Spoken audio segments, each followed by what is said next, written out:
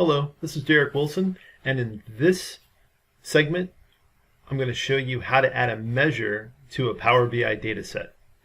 In this case, I'm going to take my unit price that I have here, and I want to figure out what's my average unit price across all of my sales. So to do that, I'm going to click on New Measure, and that's going to create a measure up here. Now I can name it, and I want to call it average unit price, and then that's going to equal the average of my unit price column.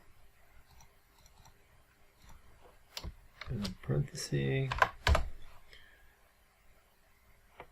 and now it will create my calculation, and then I'm going to make that a English $sign. So you notice it won't show up here as a column, but it is over here available for me to select when I build a report. So to test that, I'm going to switch to my visualization.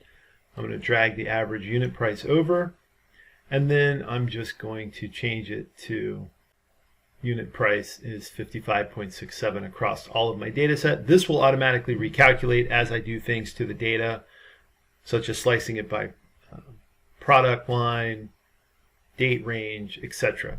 So it's a dynamic calculation built in DAX that now I can use to build my report. If you have any questions, please let me know.